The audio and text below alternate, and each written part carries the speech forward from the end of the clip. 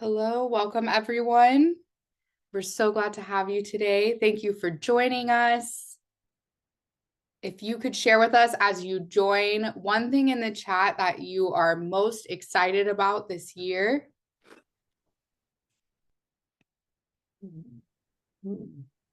Welcome everyone. As others are joining, if you can share in the chat, what is one thing that you're most excited about for this year?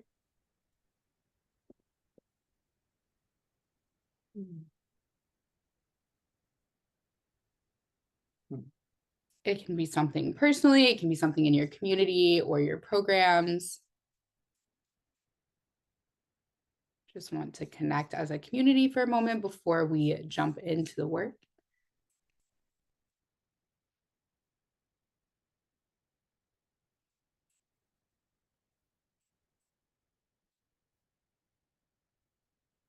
Thank you, Olani. Yes, the upcoming meeting will be in person. That is exciting.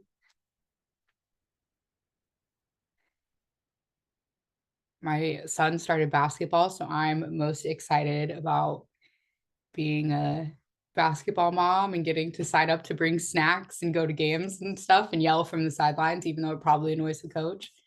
So yeah, that's what I'm most excited about this year.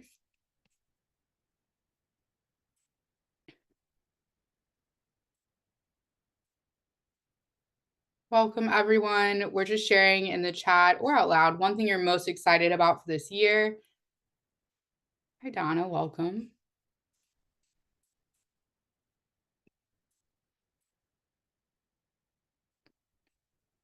Thank you, everyone, for sharing.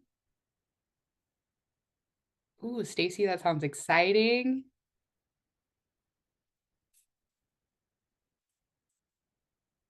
Carmelita, yes, yes. It'll be good to see everyone in person. I love when we get the chance to see each other in person.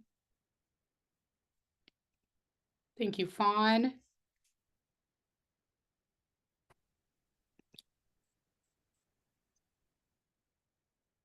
Right, thank you, Drew. That sounds amazing. Okay, so we're going to go ahead and jump in. I'll start with our disclaimer. So this presentation was produced under U.S. Department of Education contract number GS00F115CA with Synergy Enterprises, Inc. The views expressed herein do not necessarily represent the positions or policies of the U.S. Department of Education. No official endorsement by the U.S. Department of Education of any product, commodity, service, or enterprise mentioned herein is intended or should be inferred. Before we get into content today, I do want to welcome your program officers here today. Some of them are joining us today, and I would like to give them the opportunity to say hello and welcome you all to today's session. So Donna Sabis-Burns or any of the program officers, Sure. Julian. Sure. Just a quick hello and thanks again for joining us. And I do want to take a moment. If you can see, our screen is a little bit fuller with a little less space on the slide, which is a great thing, which means we have two, not one, but two wonderful new additions to our OIE family. We have Dr. Misty Farber, and I'm going to let her speak and introduce herself. And then we also have ABD Amanda Casali. Amanda, I feel bad if Casali. And let her introduce. She just started this week, and Misty started about a month ago, I think. Golly, time flies. And so, Misty, you want to say a few words and then hand it off to Amanda? Sure. Welcome everyone to this session. I know I've met maybe a few of you guys during the talking circles, so I'm glad you're here and glad to be here. And I will be the program officer for NYCP and NATRI, and you probably have gotten or received some of those notifications. So we'll be doing a meet and greet next week. And again, glad you guys are here.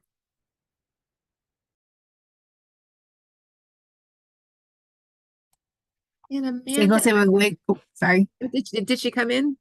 Did she make it? Me? Yes. Okay, good. I wasn't sure. I couldn't see you. Okay. No, that's okay. Amsego Sewa Guego, Amanda Casali Yungyats, Akwesasne Ganigahaga Wakojoran. Hi everyone, my name is Amanda Casali. I am Akwesasne Mohawk. I'm excited to meet everyone. As Donna said, this is my first week, so I'm so excited to be here and learn from everyone and learn more. So thank you. Awesome. Thank y'all so much. And I know I also saw Donna Bustle and Linda Brake, so thank you both for being here as well. Good to see you all. And I am Casey Morgan, of course, and I am your facilitator today and a member of the technical assistance team. And so today I just want to situate us back in this so you know where these bundles sit here. So as a reminder, we are organizing our technical assistance into 3 levels of support.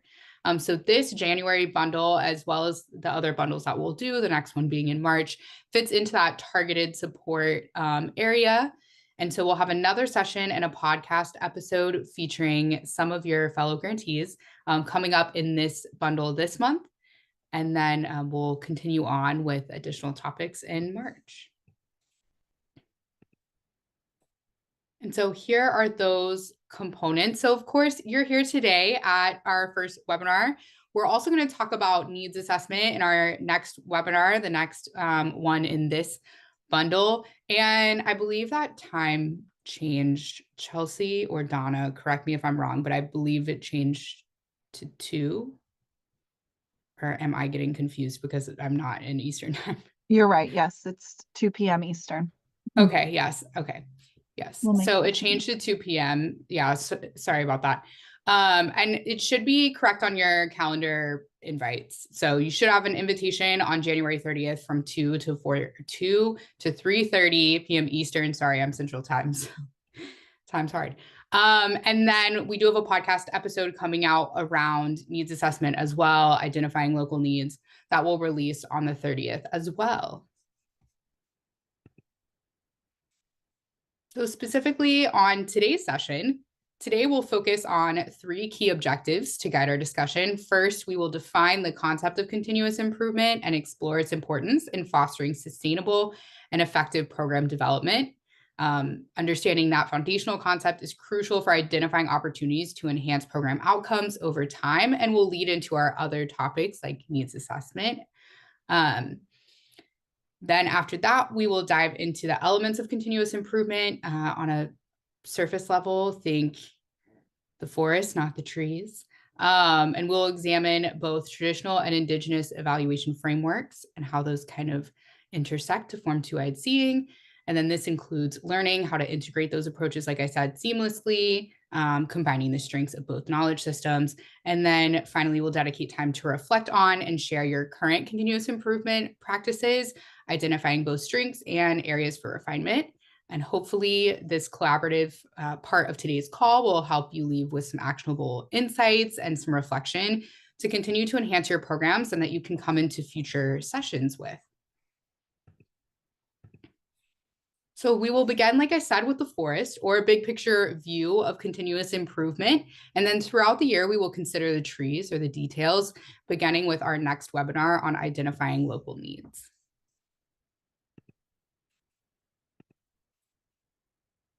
So I want to norm on a definition for today's session. So in this presentation, I'm defining continuous improvement as an ongoing process of identifying, analyzing, and implementing incremental changes to methods, systems, or practices to enhance efficiency, quality, or effectiveness.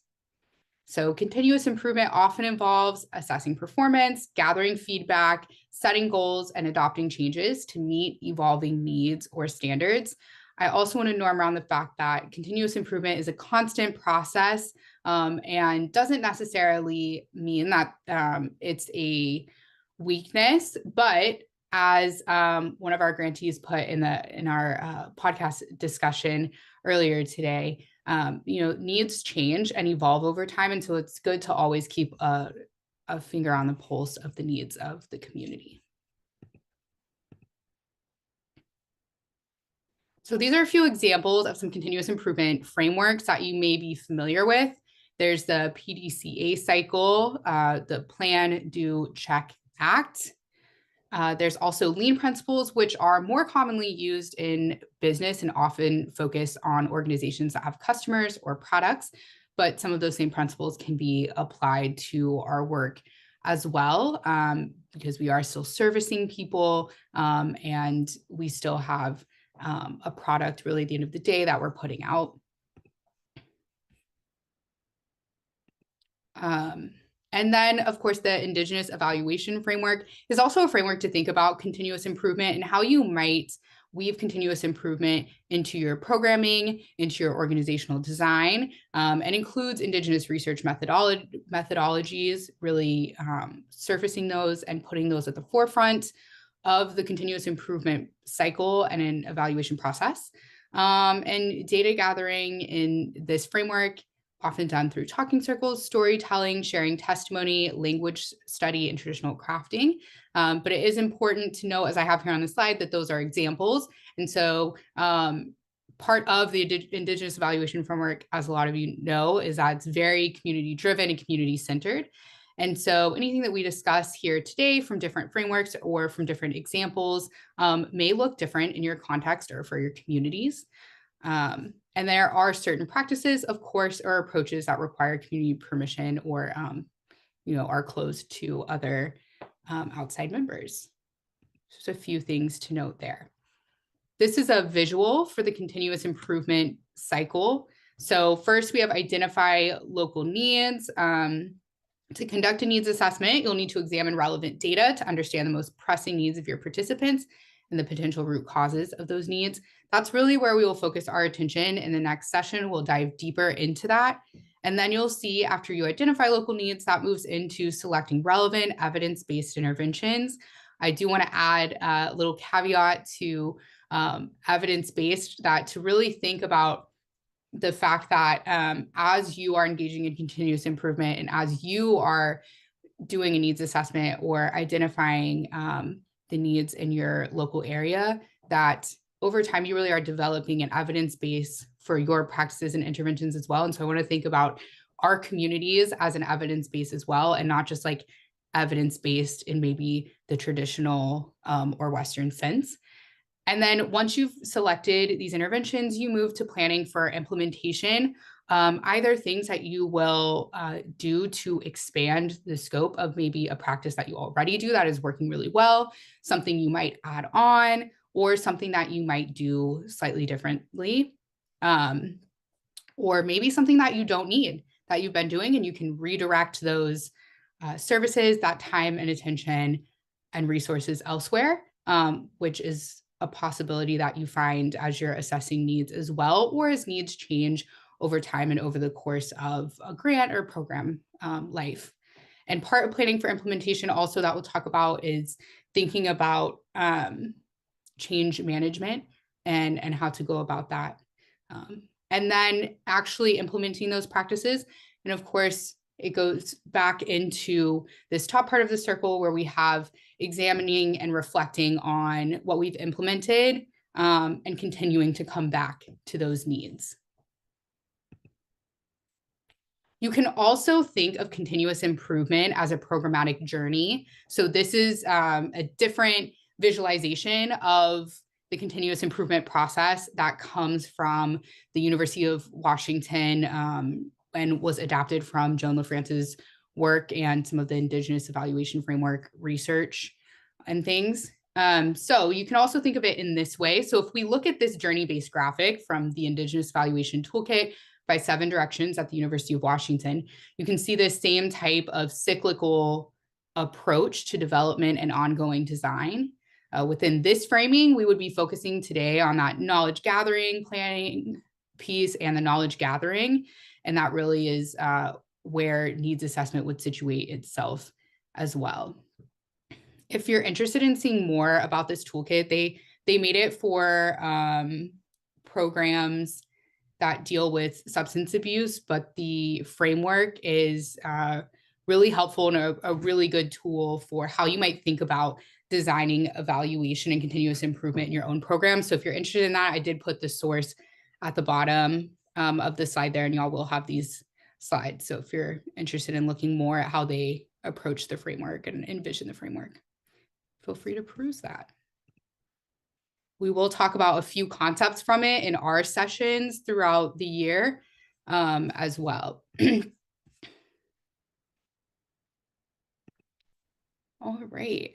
And then just a note. So we talked about some different frameworks. And though we talked about them separately, I really want to encourage us to implement this concept of two-eyed seeing, which does come from the Institute for Integrative Science and Health. It's called Two-Eyed Seeing Guiding Principles, and was a journal article there. Again, that's also in the notes in this presentation. So when you get the slides, if you want to read that in its entirety, you'll be able to find that source as well. But it essentially talks about how Indigenous evaluation and Western evaluation approaches can be combined through a practice known as two-eyed seeing. And two-eyed seeing refers to learning to see from one eye with the strengths of Indigenous knowledge and ways of knowing, and from the other eye with the strengths of Western knowledge and ways of knowing, and then learning to use both of those eyes together for the benefit of all. So I tried to approach today's, the design of today's session in that way, and design of future sessions in that way as well. So part of the cycle is really layering that cycle over your process and the programming and systematic design that you have of your programming, and weaving those three things together. So it's best practice to weave evaluation design with program design as well. So if your program is in its first year, or as you begin other program development in the future, you might want to consider how you might bring the two together. Even if your program isn't in its first year, you still want to consider how you might bring those things together at this juncture, and what you can learn and implement in the time that you have left, or as you think about sustainability efforts moving forward as well. When you're thinking about how might I sustain this program, what do I need to sustain this program in terms of partnerships, funding, et cetera, having a needs assessment, having strong data, and being able to speak to it in a coherent way, and being able to speak to how you might leverage funding or partnerships to continue to sustain and improve is really helpful at that juncture as well. So just think about where you're at in your program and how you might weave some of these things in as we talk about them today.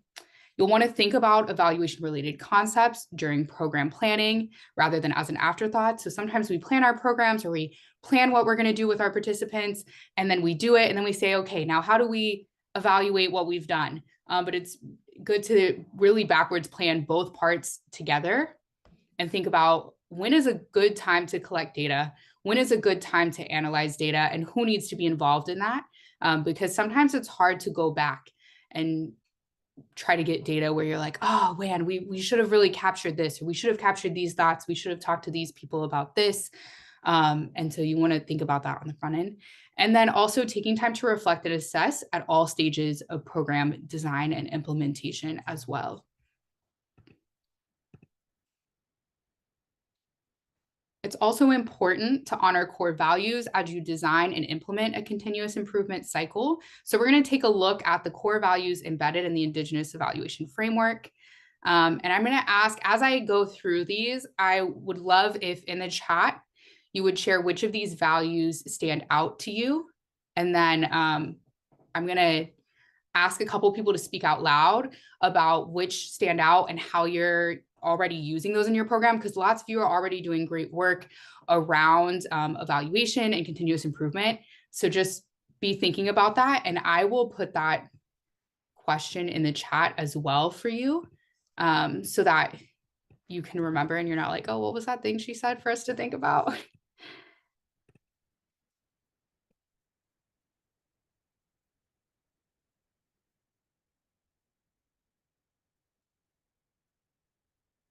And I'm sorry if oh, thank you, Chelsea. I saw Chelsea shared the infographic in the chat. If I miss your chat, I'm sorry. It's my first day with 2 screens. So I moved up in the world. So sometimes I can't see the chat. It's weird.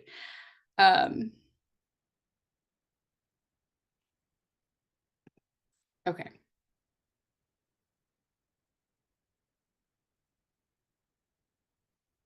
All right. So core values. So first, Indigenous knowledge. And this is not an exhaustive list of what these things are or how these things show up. It is just a representative list. So don't think of this as the end all be all bullet points for these things, but Indigenous knowledge is a core value of the Indigenous Evaluation Framework. Evaluation is woven into the program, not an add-on, because we as Indigenous people have knowledge about our communities, observations about our communities, about what our people need, right? Throughout the life cycle of the program that we're building, or throughout working with our communities and engaging with people and building for them. And so we want to honor the knowledge that we gain along the way and throughout. And then evaluation should be holistic and attend to relationships.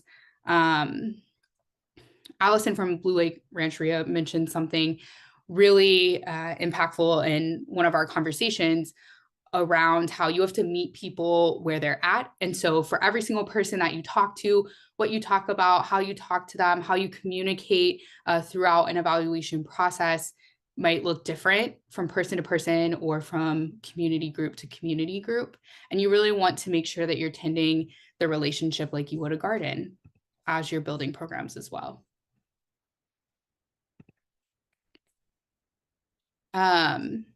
And then evaluation should honor multiple ways of knowing. We'll talk more about that when we talk about collecting data in our next session, but that's something that you want to carry with you as well. Evaluation recognizes our moral responsibility to reflect on what we are learning. So I think that also really includes tending to the time and space that you have to do that meaningful reflection with yourself and with your communities. And then our second core value, people of a place. So honor the place-based nature of many of our programs and communities. And then in telling the evaluation story, you want to consider context, environment, and history as you do that. And you want to respect that what works in one setting may not easily transfer to another. So it's always good to learn from what other people are doing, maybe take bits and pieces or adapt things from other people to try in your community.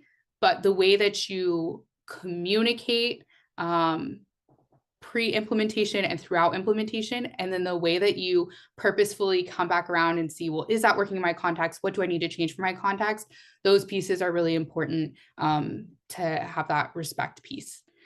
And then the next core value, centrality of community and family, engaging community when planning and implementing evaluation, using participatory practices, and understanding that programs may not focus only on individual achievement, but also on restoring community well-being. And so how can we honor that in the data that we collect and in the data instruments that we design as well? I know sometimes when we collect things like quantitative data, or when we're getting quantitative data from school systems or from school sites, a lot of that data can be focused on individual achievement.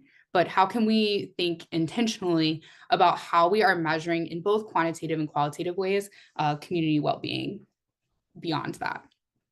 And then honoring our gifts, allow for creativity and self-expression in the process. So data can look different. It can come in different forms. You can answer questions in different ways. People can have different takes on how they feel most comfortable answering questions or describing community well-being or describing their own personal achievement. So getting creative in those ways, using multiple methods to measure accomplishment, recognizing that people are at different places and have different skills and experiences, and then connecting accomplishment and responsibility. And then lastly, but not least, sovereignty. So ensure tribal ownership and control of data when applicable and as much as possible. Build evaluation capacity within your community so that you can really keep the entirety of the evaluation and the entirety of the evaluation control within our communities. And then report in ways that are meaningful to tribal audiences as well as funders. How you report findings or how you describe needs and actions might look different to different audiences. And you also want to think about like, how can, back to that community well-being piece, right? How can we utilize these data in ways that honor sovereignty, but that also allow us to share our learnings in ways that can impact beyond our immediate programs. And before we get into components of the process, we're just going to glance over each of these. We won't go too far into each component because we are going to break them down in future sessions, but I am going to check the chat. And then I'm going to ask you guys to come back to that question that I asked you as well. So let me check the chat first. I love that, Carmelita. Yes. So Renuka asked about, is the term needs assessment acceptable? Is the term needs assessment acceptable in Indigenous framework? I did see where Carmelita mentioned, I've been reading that asset mapping is a better term because it's not deficit based. I love that. I think asset mapping sounds great.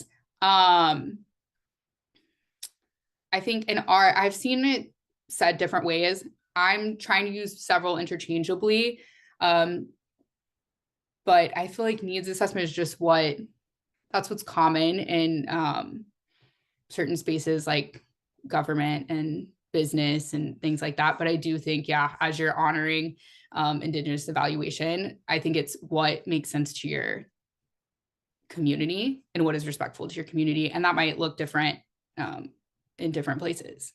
So I also would invite, if anyone else has thoughts on that, feel free to share if anyone else has thoughts or if anyone else has heard other terms that they like. Feel free to add to that conversation.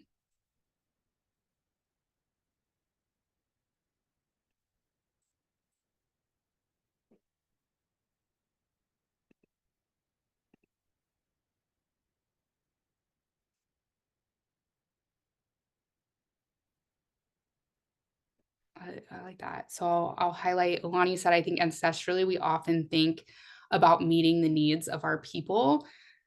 For example, the idea to create, Alani, can you pronounce that for me? Yeah, And then I'll try it. local fish ponds.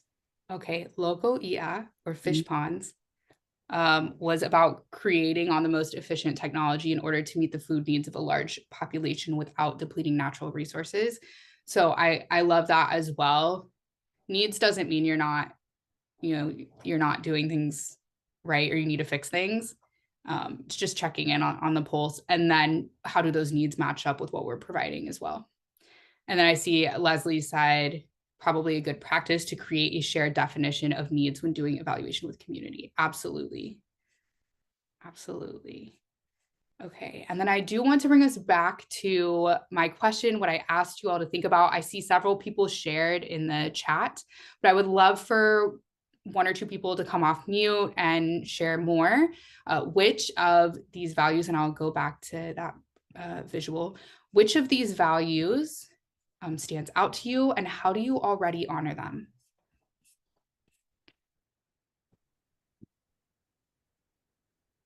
I can share. Thanks, Brenda.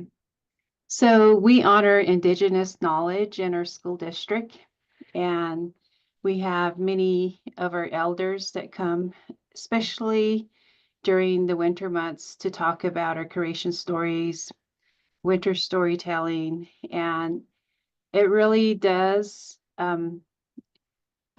like not only bring the value of language, but also the storytelling and how a lot of those stories are connected to our songs and our ceremonies. So it really brings full circle a lot of the teachings of our elders. So when we do the Indigenous knowledge, we try to bring in experts in our own culture and our language, but also we have our teachers that are Navajo that can share their stories and how they've learned their songs and the knowledge that they have to share with their students, and then also share with each other in professional learning spaces. So that's what we do. And then with the evaluation part, I think it's just sharing the stories and comparing the stories and seeing that they're very similar and they have differences based on the experiences of the elders, and not only are the traditional teachings and how they've learned it. So we do share that, and also recognizing that it is our responsibility to make sure that the winter stories are not shared during the summer months, but only shared during winter months. Thank you. Thank you, Brenda. I appreciate you sharing. If I could have one more person come off mute. and share about how they see these values show up.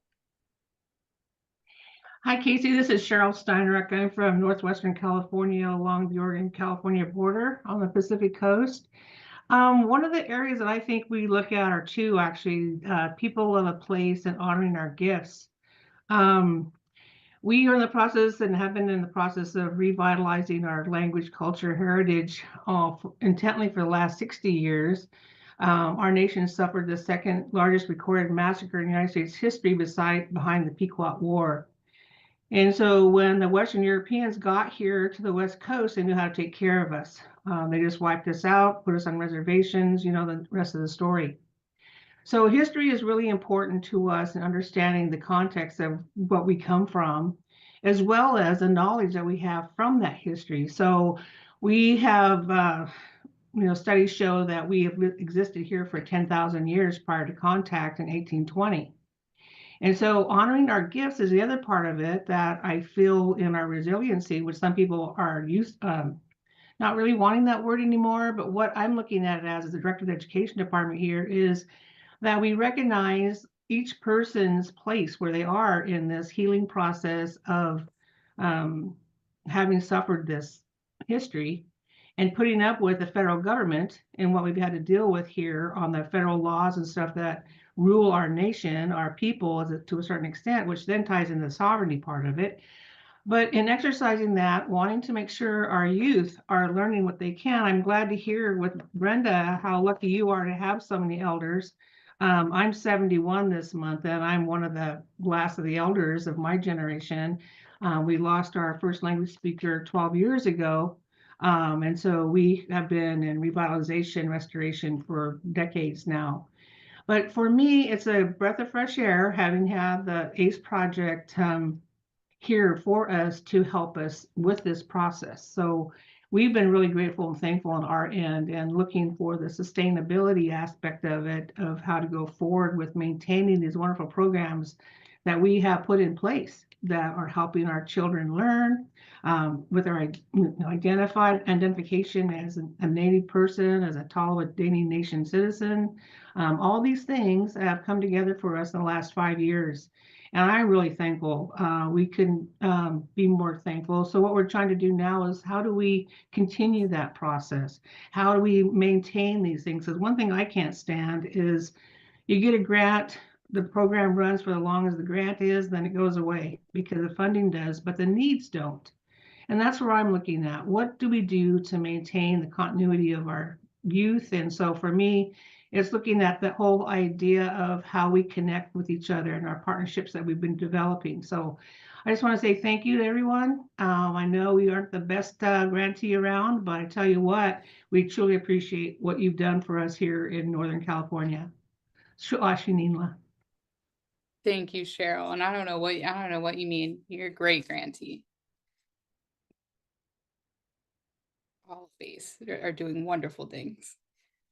And I did see one other question in the chat about like updates to the evaluation framework or new frameworks.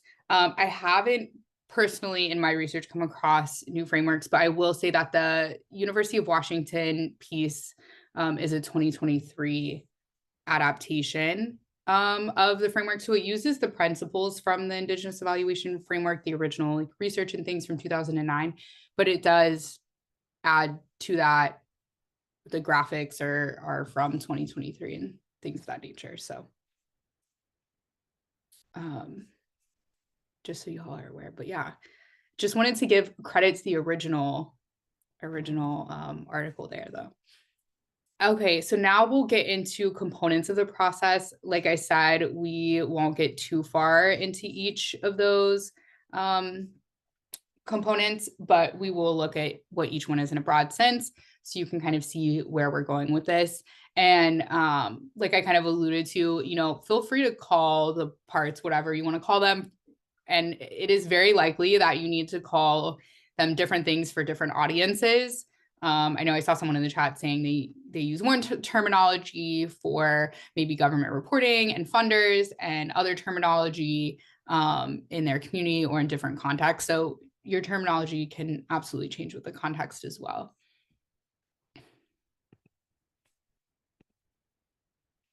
Okay, so first, identify local needs.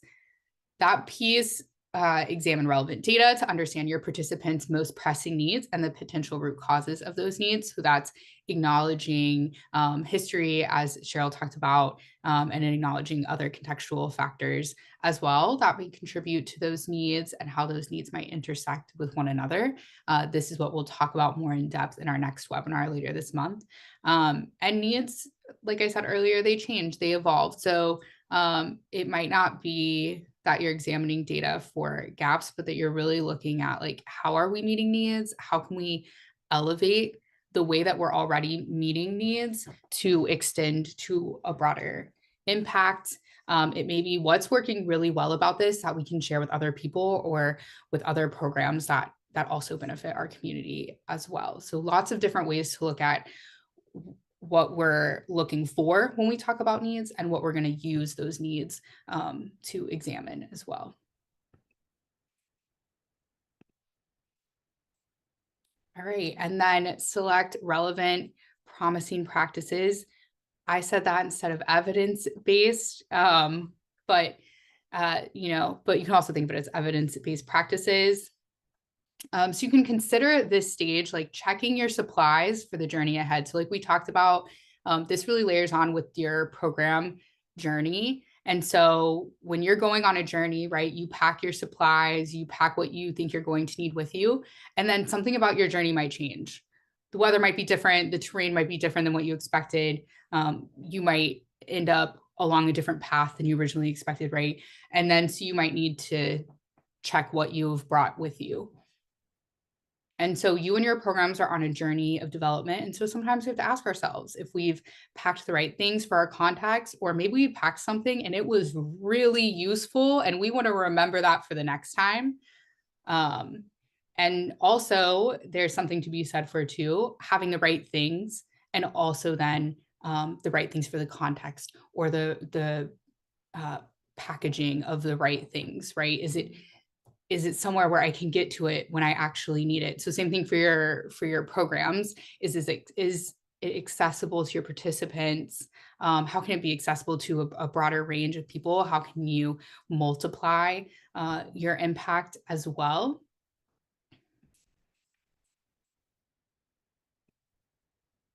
And then after you've selected what you might implement or what you might expand that is already working, then you want to plan for implementation. This is also a stage where you might plan to share with others. Maybe you've discovered that something is working really well, and you need to think about how you might package that for other people, how you might share that with another audience in a way that honors sovereignty and expands impact as well, and is digestible for the audience that you're talking to. So once you've identified activities and practices to stop, start, adjust, or expand and share with others, consider how you will do that. So consider how you will implement them or tend to any related conditions, change management. So at this stage, you could ask yourself, what knowledge have you gained? What can you do with it? Have you arrived at any of your landmarks yet? Are there any adjustments you should make to your path? You also might learn something about just the way that you're implementing continuous improvement throughout this process as well. And maybe that's where you actually need to make an adjustment. And it could be something that is not necessarily on your end, but something that you could influence or advocate for that would help your continuous improvement process. For instance, we had a grantee who realized that like the data that they were getting from the school district was not representative of how many Native kids they actually had and how many kids they needed data for because of the way the school district, right, counts students and reports data based on those demographic counts. And so they were able to advocate for how they needed to receive that data in order to improve their change management process. And so those are some things as well that you can plan for implementation. Maybe I don't know exactly how my program is doing or exactly what the local needs are, because actually, as I implemented this continuous improvement process, I realized that something about that process needs to change and is not giving me super usable data. And that might be the data that you're collecting, or it might be the data, right, that you're being given. And you need to norm with other people on that part of it. So for this step, if we're thinking about a journey, right, for this step, imagine that you're climbing to the top of a tree to get a clearer view downriver, right? Can you spot any landmarks? Maybe you've arrived at some already. As you look forward, you want to consider what adjustments might look like. So it's very asset-based. Where are you? What can you see in the landscape that is going to guide you to get to that next landmark? And we do this all the time, right? In other parts of our life. It's the same thing. You're on a journey.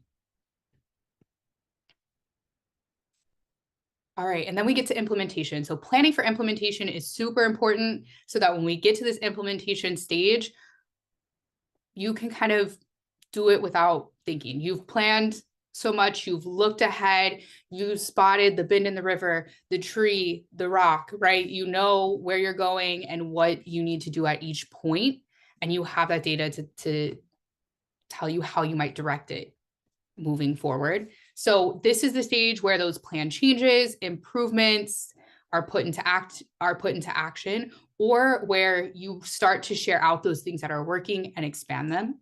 And so this involves executing the strategies or solutions identified during the planning phase, and then ensuring that they're carried out effectively and continuing to monitor, right? Because sometimes someone might come to us and say, hey, this is how I'm feeling, and this is what I need. And we as people, right, sometimes we think we hear, we think we understand, and we implement what we think that person needs, right? So it's like, for instance, when someone is grieving, right, and they come to you, sometimes you do what you think they need based on what you're hearing or based on what you know about them, based on your context, on your history, things of that nature. And then you realize, oh, this actually isn't what this person needs. It's not helping. So maybe I need to change my approach, or maybe I need to change how I'm delivering my approach. Maybe I'm trying to implement the right thing and my delivery is just not great, or my delivery is not what this person needs, and that's okay. So we want to ensure that in implementation, it's not just like, all right, one and done, right? As we're going down the river, we may be like, oh, there's a rock there that I didn't expect, right? Or the current is different from what I expected. And then you have to change it in the moment, how you're navigating. So during implementation stage, a couple of key things that you'll want to think about is training staff, securing space or facilities, securing supplies or equipment, depending on what you uncovered during your cycle. It could also require, right, like norming with or training people that are outside of your staff, right? If I'm working with a school district, I'm partnering with them and I need them to package things for me in a certain way so I can really understand what my students need. Maybe it's about having those conversations with them and informally, right, training them to make sure that those relationships and partnerships are working as well. As a whole, this stage aims to test the impact of the changes in a real world setting and gather data to determine their effectiveness. So you're always, right? You're always assessing the landscape. You're always gathering data. You're always doing something with those inputs that you're getting.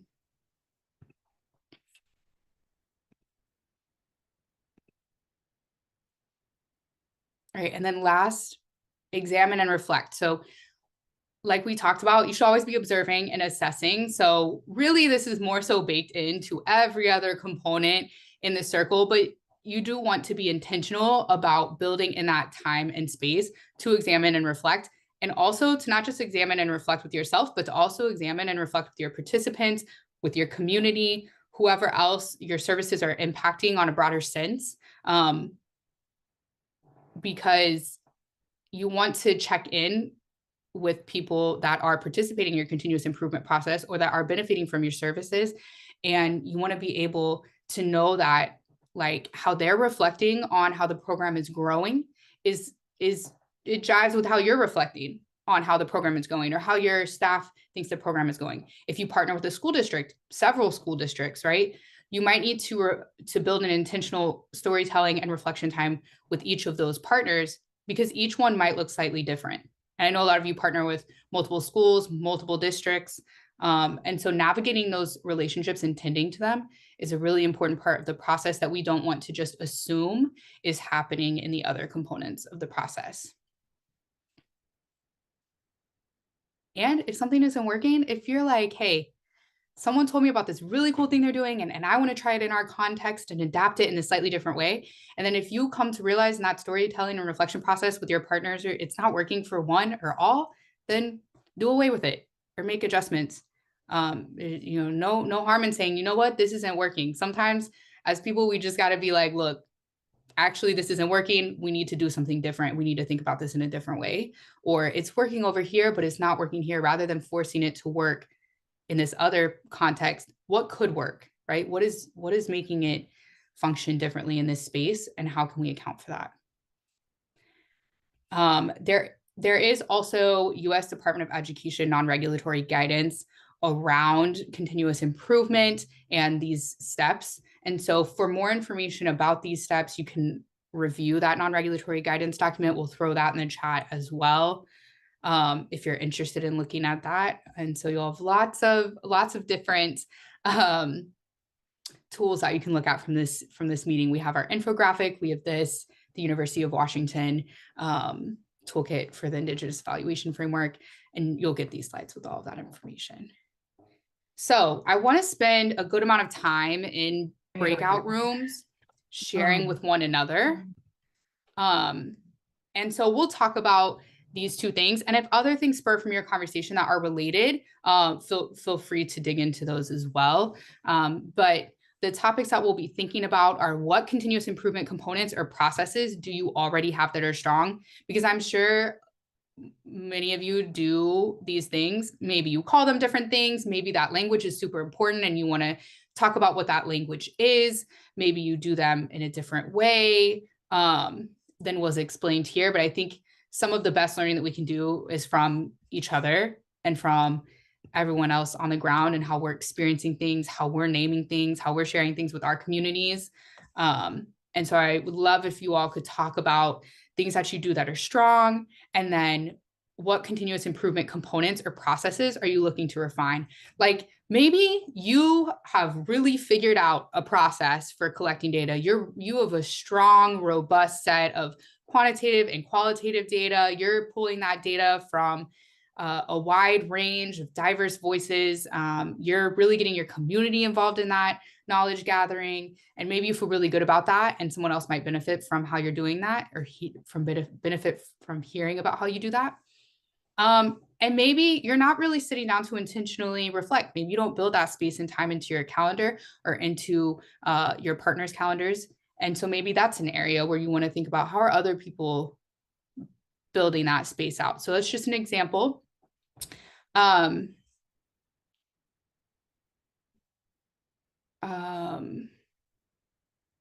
Yeah.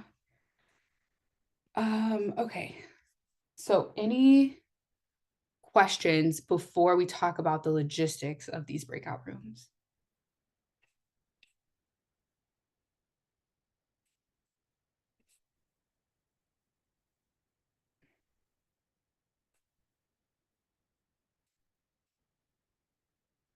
Okay. We'll also have some time at the end to ask questions as well. And you can pose a question to the group, or you can ask me a question at that time as well. As we go into the rooms, you're going to be in a room with about 6 to 7 other people. We will spend roughly 15 minutes in those groups to give you some really robust time to talk with one another and learn from one another. The only thing I ask of you is, just before you dive into these topics that you see here, if you could select someone to share out, because I will call on a few rooms just so we can get some great insights from across the different rooms, in case that benefits anyone that wasn't in a room with you.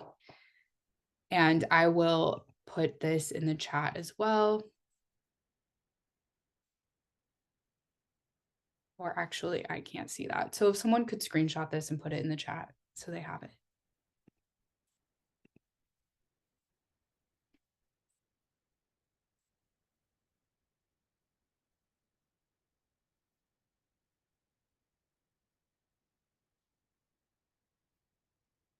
Thank you, Chelsea. Okay, so if you want to reference these questions or the logistics for this space today, you can pull up that screenshot in the chat, because I think when you go to breakout rooms, it will take my screen away from you. All right, and those breakout rooms should be opening at any moment.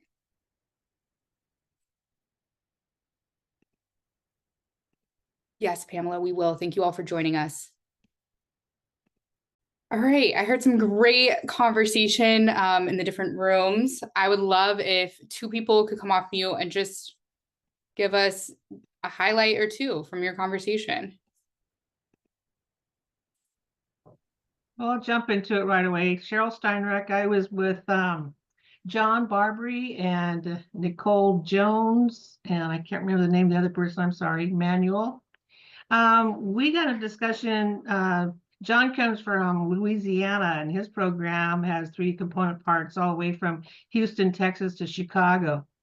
And one of the areas that he shared was that they have been working with assessments and getting things set up between insurance and or their partnerships with the 3 different areas, and offering students their need to have their tutoring, whatever it might be, assessed and get those services to them. And Nikki talked about being from Tahlequah, Oklahoma, and working in a teacher preparation program that they are focused on getting teachers in every subject area of teaching, so that we have more teachers teaching all the things for anything from Cherokee language to science, math, or whatever it happens to be. And for us here, we have also discovered here in California with our students, and John said the same thing coming out of COVID, post-COVID, really needing these assessments done with behaviors and whatnot with our children. Having been in isolation for 2 years took its toll. And we have found that on the return to schools, a lot of children lack social ability, social emotional maturity, and really had difficulty in adjusting back to the classroom setting. And so I think that we here in Delaware County, I was telling them the statistic that of our special education students, 40% of them are Native. And that's a high per capita ratio compared to the Indian population in Delaware County and the overall student population. So 40% of our kids in special education are Native. So that's an area that we've been looking at how to mutate in the future. Of course, all of us are hoping that IOE comes up with another funding program for us to continue sustainability. It's rather difficult, but we're hoping to put our partnerships in place that when it does, and if it does sundown, we'll have meaningful programs existing after the funding. So we're really, all of us are thankful for the programs we've been able to develop. Thank you so much, Cheryl, for sharing. If I could have one more person share.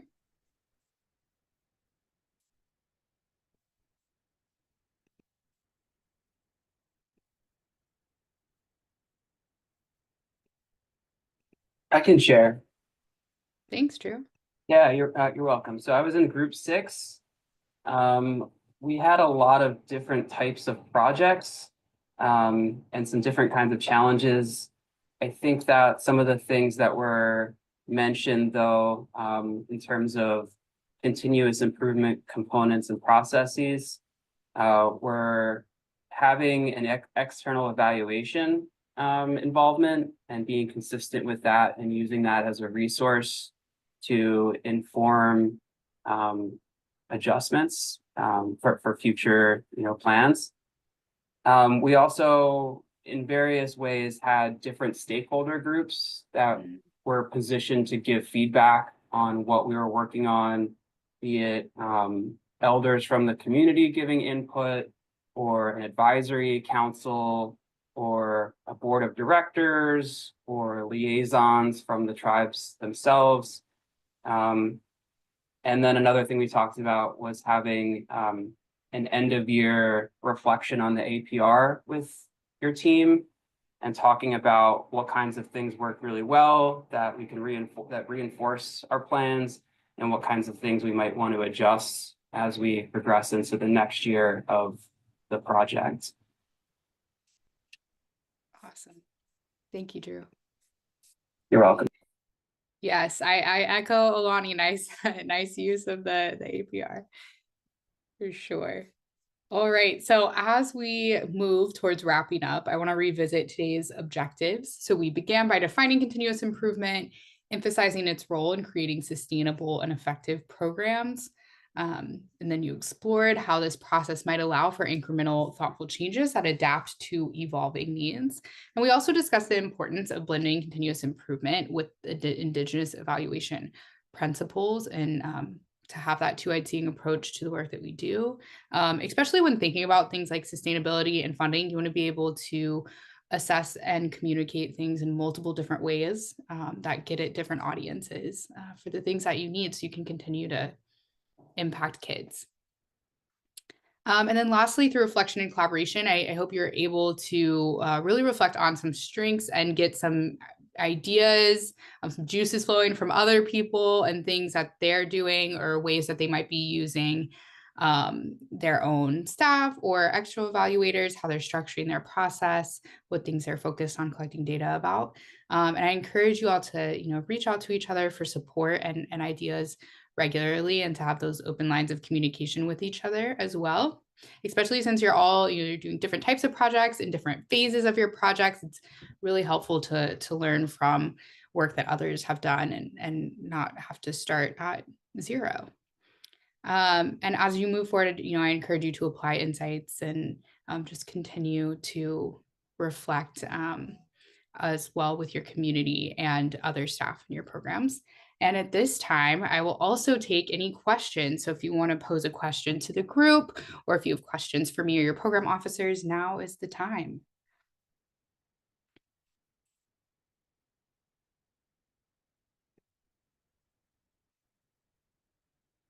I have a question. I think there is a directors meeting, at least for the PD programs, that's happening in the spring. And this year it's, I think it was said that it would be in person. And at another point, somebody had asked when, and I had noted down April 14th and 15th, and that's a Monday and a Tuesday. But I just wanted some confirmation that that's the case because my director wants to be sure. And then we need to plan for travel if those dates are accurate. And we haven't gotten any information on location, agenda. Do you have that?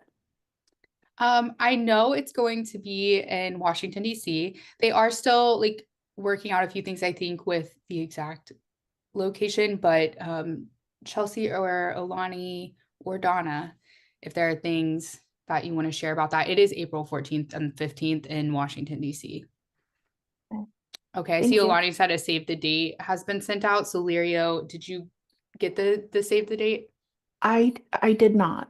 And so that's why I was hoping if there was some a formal process, because I work in a team and usually if I say something, they always want some kind of evidence that I just didn't note it in my notes and it's accurate. That's why my director said, please confirm. Yes, absolutely. Yeah, I'll make a note too. Yeah. Yeah, I can just hop in about the questions for the PD meeting. So yes, it is Monday and Tuesday, April 14th and 15th. It will be at the National Press Club in Washington, D.C. We did send a save the date. It came through like a MailChimp. It was a e-blast that we sent out to all the project directors. So if you didn't get that and you are project director, then please let us know. We are setting up, registration, getting all of the details ready to go by the end of this month. So more information will come with hotel. We have a room block. So we'll give you all of that information by the end of this month. So just be on the lookout for that. And then if you have any other questions, just reach out to your program officer and they can provide some more information. So hang tight and we'll have more information to come. Okay, I think I didn't get it. Maybe it went to her, but she wears many hats, so she might have missed it. Is there a way I can make sure that I get that information as well? I am not the project director, but I do much of the work that I'm delegated much of the work that she would do. Hey, Yeah, Larry, ahead, Donna. since we have to, unfortunately, we have to go through the project director. So, I'm sure Linda can ping her and let her Okay. know as well, to make sure that you're getting those notices. But that's why, Okay. because all the communication only goes to the project director or the certifying official. Okay. Thank you. Yeah, but we'll get you. We'll take care of you. All right, and then I see two other questions and then we'll close out. Can someone put the APR due dates in the chat for me? I think that's something we can provide in the chat. I know someone asked about APR due dates. And then while we're getting that information for you, so the save the date, thanks, John. So John threw the save the date in the chat as well. So if you didn't get the save the date and you want to go ahead and grab that, I encourage you to do so. And then we'll get those APR dates for you and throw those in the chat. And then the last question we'll take for right now, I see, can we get ongoing funding through the federal government anywhere to continue our current programs? And if not, since this is the last year for our ACE grant, can we apply through here again with a different project? They post announcements for like new funding opportunities. Donna, I don't know if you have more you want to add to Yeah, that. Donna Bussell, you want to share about ACE or anything else? Yeah, so I wish we could get ongoing funding through here for the great jobs that you guys are all doing with all of your grants. Unfortunately, with discretionary, these are competitions, so we always have to wait for appropriations and when the next competition comes out. But as far as applying to, if we ever have any competitions available, being a grantee doesn't stop you from applying to those. So anytime we have a competition that becomes available, you are all more than welcome to apply. And this is why we always have you guys turn in everything that we need for your programs. This is why your program officers and our OIE TA team are always asking you to, fill out these APRs the way they need to be filled out, is because the only thing that would hinder is a flag that you might have on the grant that you currently have, or a large available balance. And this is why we always ask you to give us as much information as you can. This way, if there are other competitions, and if we're not the program officers of those competitions, we're able to let the other competition managers in Department of Ed know they're a great grantee. This is what's going on, and they keep me informed of everything that's happening with their grants. So even if it's a flag for a large available balance, that's a long way of saying, yes, you can always apply for any of our grants. Just ensure that you are in, good compliance. And also just to keep aware, there's many places where you can join via listserv announcement, newsletters, and various other ways to receive notices when we have funding opportunities. Especially check your federal register, and I'll give you a hint, check tomorrow's register. And that's where some of our most recent opportunities come, and they are all published through there. Also grants.gov and their funding opportunities. Once we have a new competition that posts live, we can never give heads up because you never know if something can happen and it cancels. But once it's published, then we're pretty much good to go. So make sure you're on any listserv announcement lists and checking those federal registers, and yeah, keep abreast that way. Thank you both. Donna Buss will put a link in the chat that you might want to grab and bookmark related to that question. And then Alani also put those APR due dates in there. So thank you to both of you. If you are a PD grantee, those are due March 31st. If you are any other discretionary grant, they are due April 25th.